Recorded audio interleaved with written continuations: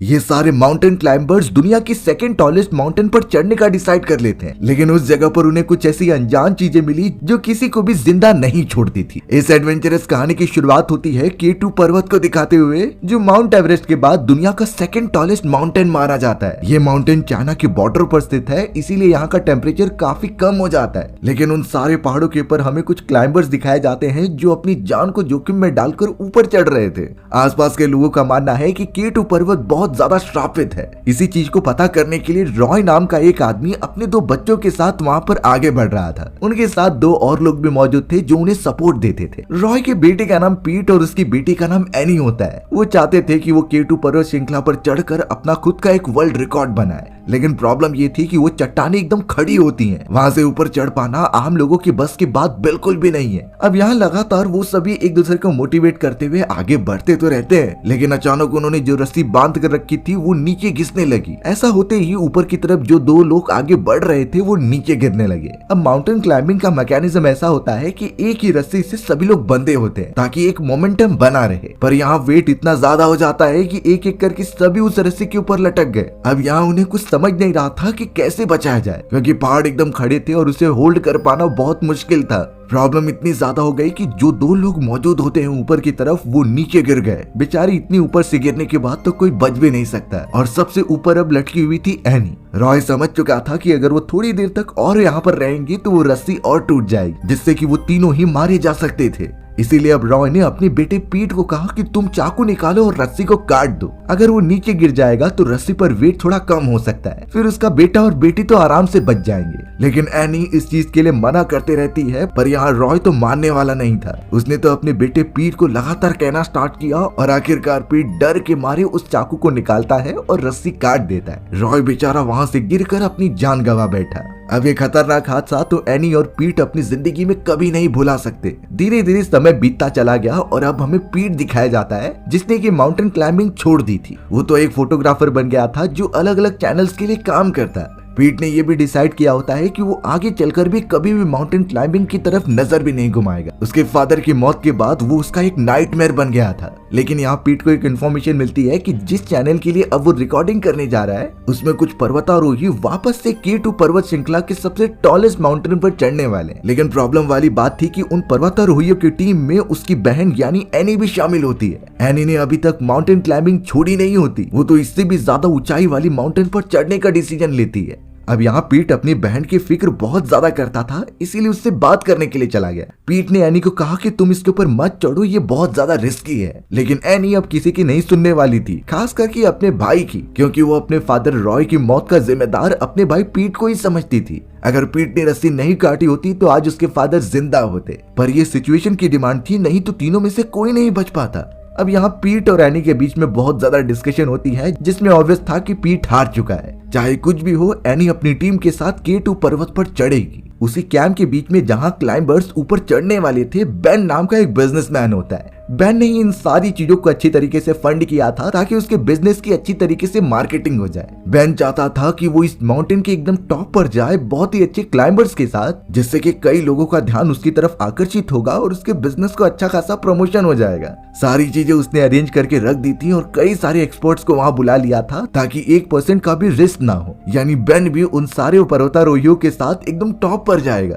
अब इन्हीं चीजों की खुशी में बेन ने रात के समय एक बहुत ही बड़ी पार्टी रखी थी। उसके अंदर सभी लोग बॉनफायर के आसपास घूमकर काफी मजे कर रहे थे। लेकिन अचानक हमें साइड की तरफ एक बियर्डेड मैन दिखाया जाता है, जिसका नाम माइक था, और वो बहुत ही ज्यादा क्यूरियस लग रहा होता है। माइक तुरंत ही बेन के सामने जाकर कहने लगा कि तुम सभी K2 पर्वत पर चढ़ने तो वाले हो, लेकिन वहाँ पर जो खतरनाक रिस्क आएंगे और इतने भारी बर्फीले तूफान का क्या करोगे। पर बेन ने साफ जवाब दिया कि हमारी एक परफेक्ट टीम है जो इन चीजों को अच्छी तरीके से एनालाइज करती है। हमारे एक्सपर्ट्स को पहले से पता है कि ऊपर की तरफ मौसम एकदम साफ रहने वाला है, हमें बिल्कुल भी तकलीफ नहीं होगी और हम आराम से एकदम टॉप पर पहुंच जाएंगे। लेकिन माइक को इन चीजों के ऊपर बिल्कुल भी भरोसा नहीं था और वो कहता है कि तुम सब ऊपर की तरफ मत जाओ। पर यहाँ बेन ने इस कैंपिंग पर काफी पैसे खर्च कर दिए थे, वो इस तरीके से बैकआउट नहीं कर सकता था, तो उसने माइक की बातों को इग्नोर कर दिया। माइक बेचारा वहाँ से चला जाता है, वो तो सिर्फ मदद करने आया था। अब उन सभी पर्वतारोहियों का अगले दिन का सफर शुरू होने वाला होता है K2 पर्वत की तरफ। बर्फ वाला एरिया चारों तरफ फैला हुआ था और टेम्परेचर तो काफी कम हो जाता है। सारी रिसर्च टीम अपनी एनालिसिस करते हुए इंफॉर्मेशन शेयर करती जा रही थी और अब यहाँ सिर्फ देरी थी ऊपर की तरफ चढ़ने का।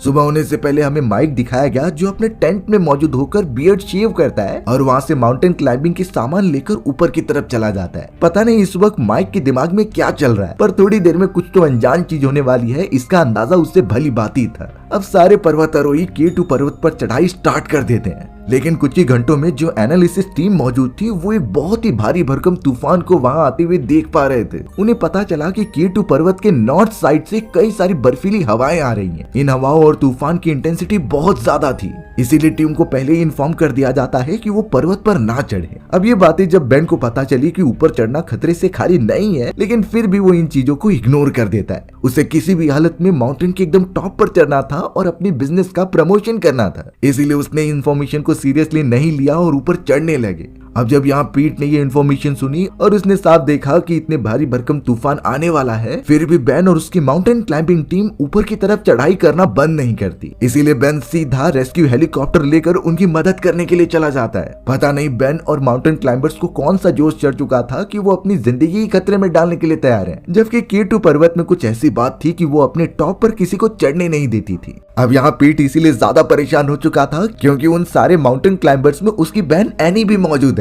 वो पहले ही इसी तरीके की माउंटेन क्लाइंबिंग में अपने फादर को खो चुका है, पर इस बार वो अपनी बहन एनी को खोना नहीं चाहता। इसीलिए पीट कई सारे लोगों के साथ मिलकर ये चेक करने लगा कि उसकी बहन सही सलामत है भी कि नहीं। वहीं दूसरी तरफ बर्फीले पर्वतों के ऊपर वो सभी लोग चढ़ते जा रहे थे। बहन नाम का वो बिजनेसमैन तो चेतावनी देने पर भी रुकता नहीं। उन्हें पता होता है कि तूफान उनकी तरफ आ रहा है, लेकिन बेन ने बाकियों को ये समझा दिया था कि तूफान के आने के चांसेस बहुत ज्यादा कम है। अगर वो तूफान आ भी गया तो उसकी इंटेंसिटी इतनी ज्यादा नहीं होगी। ये गलत इन्फॉर्मेशन देने पर बाकियों को इसका अंदाजा नहीं होता और वो सभी ऊपर की तरफ चढ़ते रहते हैं। अब कई देर तक क्लाइंबिंग करने पर तूफान धीरे धीरे उनके पास आ रहा था। चारों तरफ बर्फीली हवाएं चल रही थी और बर्फबारी तो स्टार्ट ही हो जाती है। एनी और टॉम नाम की एक मेंबर को तो ये लगने ही लगा था कि तूफान की इंटेंसिटी बढ़ने वाली है। बेन की भी शक्ल देखने लायक थी क्योंकि उसका अनुमान एकदम से गलत हो रहा होता है और वो अब इतनी ऊंचाई तक पहुंच गए हैं कि वापस डायरेक्टली नीचे नहीं जा सकते। प्रॉब्लम के बाद सबसे ज्यादा तब हो गई जब एनी ऊपर चढ़ रही थी और उसके पैर के नीचे की बर्फ एकदम से टूटने लगी। वो एक निकली चट्टान थी जिसमें काफी सकरे रास्ते थे, तो अब बेचारी एनी जाने अनजाने में उस बर्फ के टूटने की वजह से नीचे गिरने लग जाती है। अगर एनी डायरेक्टली जाकर उस गड्ढे के अंदर गिरी तो उसकी मौत पक्की थी। लेकिन अच्छी बात हो गई कि सारे क्लाइंबर्स ने अपने बॉडी से रोप बांध कर रखी थी। उसी रस्सी की वजह से एनी जब नीचे गिरती है तो बाकी भी उसके पीछे पीछे खींचे चले जाते हैं। सतह पर पहुंचने से पहले ही वो रस्सी बीच में रुक गई और इससे एनी की स्पीड स्टॉप हो जाती है, पर रस्सी टूटने की वजह से वो नीचे गिर गई। खैर उसे ज्यादा चोट तो नहीं लगी, लेकिन उसके साथ बेन और टॉम भी नीचे खींचे चले आए। हमें बाद में पता चला कि तूफान तो सिर्फ एक बहाना था। एकदम टॉप के ऊपर से एवेलांच हो रहा है, यानी कि बहुत सारी बर्फ एक साथ नीचे आ रही है। सभी लोग एकदम शॉक हो गए और समझ नहीं पा रहे थे कि क्या करें। लेकिन अगर कभी हम ऐसे कंडीशन में फंस जाएं कि हम माउंटेन क्लाइंबिंग करने गए हैं और कुछ गड़बड़ी की वजह से पहाड़ों पर से बहुत सारा बर्फ नीचे गिरता आ रहा हो, तो आखिरकार उससे बचा कैसे जाए। सबसे पहले ये जान जाइए कि इतने बड़े बड़े स्नोवी माउंटेन्स पर एवेलांच आते कैसे हैं। ये सारी चीजें माउंटेन की एकदम टॉप पर जमे हुए बर्फ के टूटने की वजह से होता है। अगर उस पूरे बर्फ वाले एरिया में क्रैक आ गया तो वो अपने आप नीचे गिरने लगता था। एक बहुत ही कॉमन वे है एवेलांच को लाने का, जो हमने कहानियों में भी सुना होगा, वो जोर से आवाज करने पर। अगर आवाज बहुत तेज गूंजती रही तो वो बर्फ उससे भी क्रैक होकर नीचे आ सकती थी। लेकिन आखिरकार इसका सॉल्यूशन क्या है? तो सिंपल है, सबसे पहले हमें बिल्कुल घबराना नहीं है। अब यहाँ नॉर्मल साइज का एवेलांच आए तो उससे दूर भागना है जल्द से जल्द, लेकिन हमारे भागने की डायरेक्शन उस एवेलांच से एकदम डाउनहिल नहीं होनी चाहिए, क्योंकि उस एवेलांच की स्पीड धीरे धीरे काफी तेज हो जाएगी। तो हमें ट्राई करना है कि हम उस एवेलांच के एरिया से दूर जाएं, यानी कि डायगोनल डायरेक्शन में, जिससे कि हम एवेलांच वाले एरिया से ही दूर चले जाएं। पर फिर भी हम एवेलांच के अंदर फंस गए हैं तो किसी चीज को पकड़ लीजिए, ट्रीज, रॉक या फिर कोई भी चीजें जिससे कि आप ग्रिप बना सके। और अगर वो भी नहीं मिल रहा तो हमें अपने नाक और मुंह एकदम से बंद करने हैं और एवेलांच की जो बर्फ है उसके ऊपर कुछ रखकर एकदम से स्लाइड करते जाना है। एवेलांच की स्पीड थोड़ी समय बाद एकदम स्लो हो ही जाती है जब एकदम फ्लैट सरफेस आता था तो। लेकिन हमारी कहानी की कंडीशन में ये एवेलांच बहुत ही बड़ा था। इससे बचने का किसी को टाइम ही नहीं मिला और बाकी सारे लोग मारे गए। अच्छी बात यही थी कि एनी के साथ बेन और टॉम भी बचे हुए होते हैं उसी गड्ढे के अंदर। बर्फ गिरने की वजह से ऊपर का पूरा हिस्सा एकदम से पैक हो चुका होता है, यानी उनके पास जितने गियर्स मौजूद हैं वो उससे बाहर भी नहीं निकल सकते। कैसे भी करके वो उस जगह पर सरवाइव करते हैं और बाकी रेस्क्यू टीम से कांटेक्ट करने की कोशिश करते हैं। वहां पर अच्छे से सिग्नल नहीं आ रहा था। अब ये सारी बातें जब पीट और नीचे मौजूद सारी रेस्क्यू टीम्स को पता चली तो वो एकदम शॉक रह जाते हैं। पीट तो एकदम से टेंशन में आ गया अपनी बहन के लिए कि वो जिंदा भी है कि नहीं। अब यहाँ कनेक्शन नहीं हो पा रहा था तो एनी ने पीट को बाइनरी लैंग्वेज में मैसेज किया और ये लैंग्वेज पीट को बहुत अच्छी तरीके से आती थी। उनकी बात करने के बाद पीट समझ जाता है कि एनी जिंदा है और बेन टॉम उसके साथ ही हैं। बट यहाँ वो कंफर्म बात थी कि वो 3 दिन से ज्यादा जिंदा नहीं रह पाएंगे। एक तो वो पहाड़ी के काफी ऊंचाई पर हैं और उनके पास उतने रिसोर्सेज भी नहीं है। लेकिन पीट इस बार हार नहीं मानने वाला था। वो अपनी बहन एनी को बचाने के लिए हर मुमकिन कोशिश करेगा और ट्राई करेगा कि वो उसे सही सलामत लेकर आए। पीट तो अपने सारे मेंबर्स के साथ बैठा हुआ होता है और उन्हें कन्विंस करता है कि हमें कुछ लोगों की जरूरत है जो माउंटेन के ऊपर चढ़कर फंसे हुए लोगों को लेकर आए। पर सभी लोग इससे डरे हुए थे क्योंकि खतरनाक तूफान अभी भी बाकी था। कोई राजी नहीं हो रहा होता। तब जाकर पीट के दोस्त ने ये कहा कि जो भी इसमें शामिल होगा उसे कई हजार डॉलर्स दिए जाएंगे। इससे कुछ लोग तैयार हो जाते हैं और पीट ने जल्द से जल्द सिलेक्शन करके अपनी एक परफेक्ट टीम बना ली। वो सभी इस चीजों में आर्मी की भी मदद लेते हैं कि कैसे उनके पास कुछ बॉम्ब्स हैं जो बर्फ की ऊपरी वाली परत को बड़ी आसानी से तोड़ सकते थे। ये उनके काम आएगा एनी और दोस्तों को बचाने के लिए। तो अब होना क्या था, वो सभी निकल पड़े थे अपने इस रेस्क्यू मिशन के लिए। अब यहाँ पीट को लग रहा होता है कि वो इस मिशन में माइक नाम के उस आदमी को भी शामिल करे। माइक वही इंसान था जिसके बड़े बड़े बियर्ड्स थे और उसने मिशन पर जाने से पहले सभी को इन्फॉर्म किया था कि वहां पर ना जाएं। लेकिन हमें पता चला था कि माइक तो उसी दिन गायब हो चुका था। वो भी माउंटेन की तरफ निकला था लेकिन उसका कुछ नामो निशान नहीं है। इसीलिए पीट अपने बाकी टीम्स के साथ हेलीकॉप्टर में बैठ जाता है अपनी बहन को बचाने के लिए। पीट तो सबसे पहले हेलीकॉप्टर में बैठकर अपने कुछ साथियों के साथ माइक के पास चला गया क्योंकि उसे पता होता है कि माइक ही एक ऐसा इंसान है जिसे पर्वत श्रृंखलाओं के बारे में सब कुछ पता है। इस जगह के हर एक कोने के बारे में उसे अच्छी तरीके से जानकारी थी। माइक तो अपने सामान इकट्ठा कर रहा होता है और पीट आकर उससे बताने लगा कि हमें आपकी मदद की जरूरत है। ऊपर कुछ लोग फंसे हुए हैं जिन्हें बचाना बहुत इंपॉर्टेंट था। लेकिन माइक पता नहीं क्यों इस बात से एकदम मना कर रहा होता है क्योंकि माइक ने उन सभी को पहले ही जाने से मना किया था। लेकिन उन्होंने उसके डिसीजन का एकदम से मजाक बनाया और ऊपर चले गए। तो अब माइक का इन सारी चीजों से लेना देना कुछ नहीं है। पर पीट यहाँ माइक को समझाने लगा कि इस बार हम कोई वर्ल्ड रिकॉर्ड नहीं बनाने जाने वाले। पर्वत के ऊपर मेरी बहन के साथ साथ कई और लोग भी हैं जिन्हें मदद की जरूरत है। अगर कुछ घंटों के अंदर हम वहां नहीं पहुंचे तो शायद वो बर्फ के अंदर दबकर मर जाएंगे। माइक फिर भी नहीं मान रहा था। लेकिन जब पीट ने ये बताया कि उन्हें बचाने पर कंपनी वाले काफी बड़ा इनाम देने वाले हैं, तब जाकर माइक इसके लिए राजी हो जाता है। यानी वो पीट के साथ माउंटेन के ऊपर जाएगा और फंसे हुए लोगों को बाहर निकालेगा। वहीं अब उस टॉलेस्ट माउंटेन के पहाड़ के निचले वाले हिस्से में जहां एनी और सभी लोग फंसे हुए थे, उनकी हालत तो बद से बदतर हो चुकी थी। टेम्परेचर इतना कम हो जाता है और उनके पास तो खाने पीने के रिसोर्सेज भी नहीं बचे थे। अब यहाँ पर उन्हें बैठे हुए पूरे 10 घंटे से ज्यादा हो चुके हैं। उनके पास देखा जाए तो कुछ और ही घंटे बचे हुए हैं सरवाइव करने के लिए। वहीं टॉम की तबीयत तो और ज्यादा खराब होती जा रही थी क्योंकि जब एवलांच आया था और सभी नीचे गिर रहे थे तो सबसे ज्यादा टॉम को ही चोट लगी थी। उसे इंटरनल इंजरी हुई होती है और काफी ज्यादा पेन हो रहा था। फिर भी एनी टॉम का अच्छी तरीके से देख रेख करती है कि उसे कुछ हो ना जाए। वहीं बेन नाम का वो बिजनेसमैन काफी सेल्फिश था। वो सिर्फ अपने आप को बचाना चाहता है, इसीलिए हर कोशिश करता कि वो यहाँ से निकल जाए। अब ऐसी खतरनाक कंडीशन में सरवाइव करने के लिए माउंटेन क्लाइंबर्स के पास एक ड्रग होता है। ये एक ऐसी दवा थी जो कुछ समय के लिए ऐसे कंडीशंस में सरवाइव करने में मदद करती। अगर वो उसे अपने बॉडी में इंटेक कर लेंगे तो कुछ घंटों तक सरवाइव कर सकते हैं। पर प्रॉब्लम इस बात की थी कि टॉम जब यहाँ पर गिर रहा था तो उसका वो दवाई कहीं गुम हो गई। अब उसे ढूंढना तो मुश्किल है, यानी उनके पास सिर्फ 2 ही लोगों के लिए दवा बची है। बेन ने तो एनी को साफ कह दिया कि हम अपनी अपनी दवा बचा कर रखेंगे। टॉम के ऊपर उसे इस्तेमाल करना एकदम से बेकार है क्योंकि वो कुछ समय में मर जाएगा। उसकी हालत बहुत ज्यादा खराब है और इंटरनल ब्लीडिंग के कारण उसका इलाज यहाँ पर नहीं हो सकता। पर एनी के अंदर ह्यूमैनिटी मौजूद थी। वो नहीं चाहती कि इस तरीके से वो टॉम को मरने दे। बेन तो यहाँ सेल्फिश होता है, वो सिर्फ अपने बारे में सोच रहा था। एनी बेन के मना करने के बावजूद भी अपनी मेडिसिन निकालती है और टॉम के बॉडी में इंजेक्ट कर देती है। यानी यहाँ से ये बात साफ था कि एनी की जान अब खतरे में है। बेन तो उससे अपनी मेडिसिन शेयर करने नहीं वाला। उन्हें कैसे भी करके वहां वेट करना होगा रेस्क्यू टीम का जब तक वो वहां पहुंचकर उन्हें बचा नहीं लेते। क्या पता पीट और बाकी सब जब यहाँ पहुंचे इनकी जान खत्म हो चुकी होगी।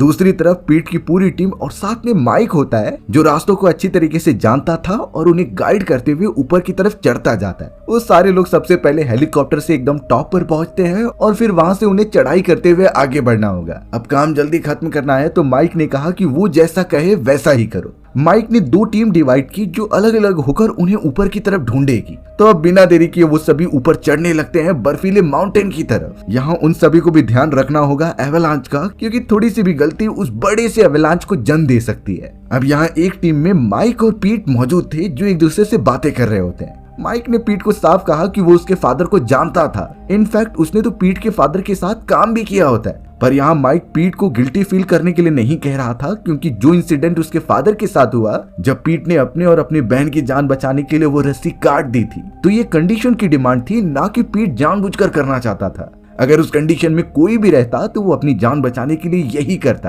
पीट को माइक की ये बात सुनकर थोड़ा सा सुकून मिलता है, क्योंकि जब से उसके फादर मरे थे वो अपने दिल पर एक बोझ लेकर घूमता था कि उसके फादर उसी की वजह से मरे। उस मोमेंट के बाद से पीट ने माउंटेन क्लाइंबिंग बिल्कुल भी छोड़ दी थी और इतने सालों बाद जाकर वो आज माउंटेन क्लाइंबिंग कर रहा है। ये कोई रिकॉर्ड बनाने के लिए नहीं था, सिर्फ उसे अपनी इकलौती बहन को बचाना होता है। माइक और पीट रेडियो से कांटेक्ट कर लेते हैं बेन और एनी के पास और उन्हें बताते हैं कि हम मदद करने आ रहे हैं, इसीलिए जितनी हो सके उतनी सर्वाइवल टिप्स याद रखो और बचे रहो। अब यहाँ हमें पता चला कि माइक उस बिजनेसमैन बेन से काफी नफरत करता था। ये क्यों है थोड़ी देर में पता चल जाएगा। वहाँ गुफा के अंदर टॉम की हालत बहुत खराब थी, इसीलिए एनी ने उसे मेडिसिन दे दी थी। पर यहाँ लग रहा था कि एनी की भी तबीयत अब खराब होती जा रही है। वो ठंड के मारे कांप रही थी, जिस पर टॉम ने कहा कि तुम भी थोड़ी सी मेडिसिन ले लो। पर वहाँ बेन मौजूद था जो एनी को गुस्सा कर रहा होता है कि तुमने मेडिसिन वेस्ट कर दी, तुमने उस आदमी पर लगा दी जो मरने वाला है। एनी और बेन के बीच काफी डिस्कशन होते हैं और फिर एनी गुस्से में कह देती है कि तुम्हें आखिरकार मेडिसिन चाहिए तो उस बैग से जाकर ले लो। यानी वो बैग जो टॉम का था और नीचे आते समय वो दूर कहीं गिर गया। थोड़ी छानबीन करने पर उन्हें वो बैग मिल जाता है जो एक बर्फ के ऊपर लटका हुआ था। वो रास्ता बहुत ही ज्यादा खतरनाक होता है, तो एनी ने खुद ही कह दिया बेन से कि तुम जाकर वो मेडिसिन ले लो। पर बेन यहाँ बहुत ही ज्यादा डरपोक था, वो सिर्फ बड़ी बड़ी बातें करता जबकि करने के लिए उसके पास कुछ होता नहीं। बेन भी जानता है कि अगर वो बैग लेने के लिए उस खतरनाक जगह पर गया तो उसकी जान भी जा सकती है, इसीलिए वो पीछे हट जाता है और कुछ बोलता नहीं। पर एनी को पता था कि वो मेडिसिन जरूरी है सरवाइव करने के लिए, इसीलिए वो खुद डिसाइड करती है कि वो अपनी जान जोखिम में डालेगी और उस जगह पर जाकर बैग लेकर आएगी। ये मौत को चेतावनी देने की बात थी, क्योंकि उसकी एक गलती पूरी गुफा को बर्फ से ढक सकती थी। पर एनी के अंदर हिम्मत बहुत थी, वो जल्द से जल्द कूद कर उस बैग को आखिरकार पकड़ लेती है। बड़े आराम से बैग को नीचे लेकर आने के बाद उसके अंदर मेडिसिन के 4 ट्यूब्स मौजूद थे, यानी इतनी ट्यूब्स उनके लिए काफी होंगे कुछ और घंटे सरवाइव करने के लिए। पर अभी फिलहाल वो वेट करती है उस मुश्किल समय का जब इस दवाई की जरूरत सबसे ज्यादा होगी, तब जाकर ही वो उसका यूज करेंगे। फिलहाल उन्हें सिर्फ वेट करना है जब तक कोई उन्हें बचाने नहीं आ जाता।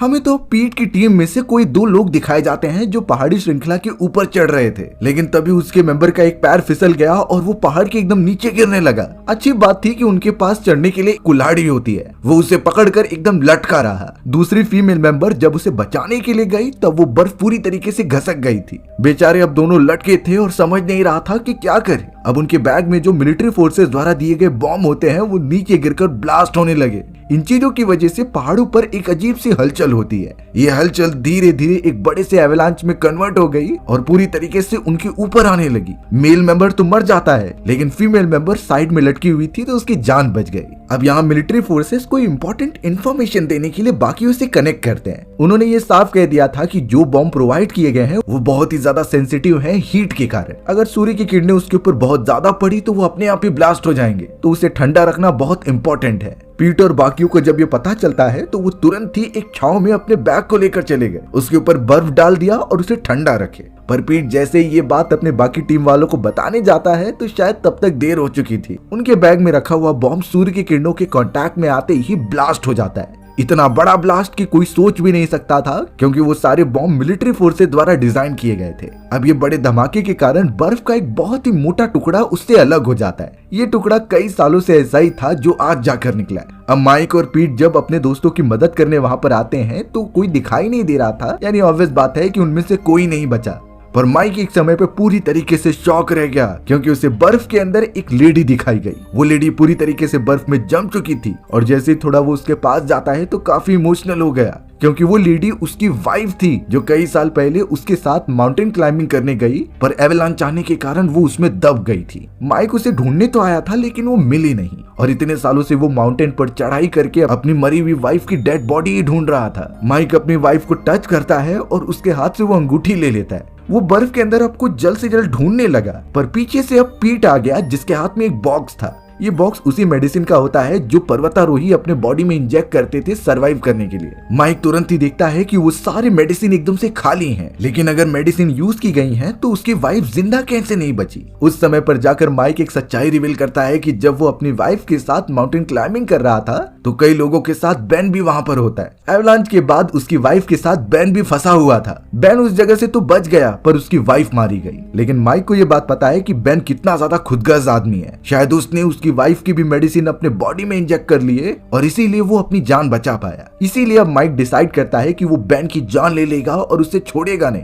पीट तो माइक को शांत करने की कोशिश भी कर रहा था, पर शायद अब माइक को कोई भी नहीं रोक सकता। पीट तो अपनी बहन एनी से भी बात करता है कि हम कुछ देर में पहुंच जाएंगे, बट एनी साफ जवाब दे रही थी कि तब तक हम शायद बच ना पाए, इसीलिए तुम सब चले जाओ। पीट तो उसकी कोई बात नहीं मानता क्योंकि वो उसे बचा कर ही रहेगा, इसीलिए वो लगातार ऊपर की तरफ चढ़ता जाता है। अब यहाँ पर हमें पता चला कि टॉम की हालत बहुत ज्यादा खराब है। एनी जब सो रही थी तभी बेन वहाँ पर आकर टॉम का गला दबाने लगा। वो इसलिए क्योंकि अगर टॉम नहीं रहेगा तो उसे दवा नहीं दी जाएगी, फिर वो ज्यादा टाइम तक जिंदा रह पाएगा। उसे खत्म करने के बाद वो दूसरी तरफ चला गया। एनी जब उठती है तो वो साफ देख पा रही थी कि उसके गले पर निशान है और जो इंजेक्शन थी वो बेन अपने साथ लेकर चला गया। इसीलिए बेनी बेन के साथ जाकर बहुत ही ज्यादा उसे मारती है। वो बहुत ही ज्यादा गुस्सा थी कि इस तरीके से कोई कैसे सेल्फिश हो सकता है। झगड़े के कारण ऊपर से कुछ बर्फ गिरने लगी और फाइनली उन्हें बाहर निकलने का थोड़ा सा रास्ता दिखाई देता है। अब बेन भी जानता था कि अगर बाकी रेस्क्यू टीम उसे बचाने आएगी तो वहां पर निशानी लगाना बहुत जरूरी है। इसीलिए वो टॉम का थोड़ा सा ब्लड लेते हैं और ऊपर की तरफ जाकर एक ब्लास्ट करते हैं। बर्फ पर पूरी तरीके से रेड खून लग चुका था। वहीं दूसरी तरफ पीट अपने कुछ साथियों के साथ दूसरे पहाड़ पर जंप लगाता है और फाइनली उस स्पॉट पर पहुंच जाता है जहां निशानी बनाई गई थी। वो समझ गया और तुरंत ही वो छोटा बॉम्ब निकालकर वहां ब्लास्ट कर दिया। थोड़ी देर में ही पीट को अपनी बहन एनी दिखाई जाती है, इसीलिए वो भागते हुए नीचे चला गया। एनी की हालत बहुत खराब थी, पर पीट हार नहीं मानता और अपनी बहन को बांधकर ऊपर खींचने लगता है।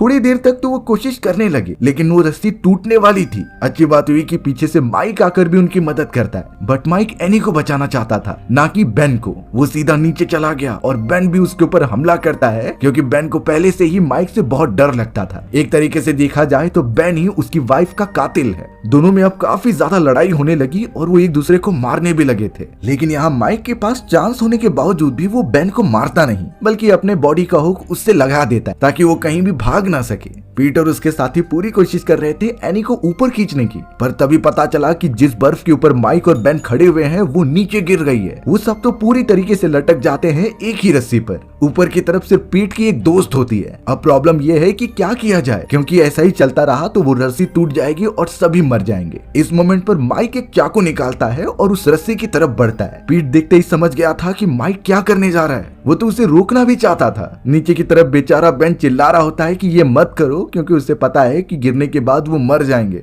बट माइक एक बार भी नहीं सोचता और रस्सी काट देता है। माइक और बेन एकदम गुम हो गए उस पूरी गुफा के अंदर। कुछ समय बाद हमें पता चला कि पीट अपनी बहन एनी और अपनी एक फ्रेंड के साथ बच चुका है और नीचे आ गया है। जल्द से जल्द रेस्क्यू टीम उनका इलाज करना स्टार्ट कर देती है। एनी की तबीयत भले से खराब थी, लेकिन अब शायद वो ठीक हो जाएगी। दोनों भाई बहन एक दूसरे की तरफ बड़ी खुशी से देखते हैं और शायद इसके बाद उनका रिलेशन एकदम प्योर हो चुका था।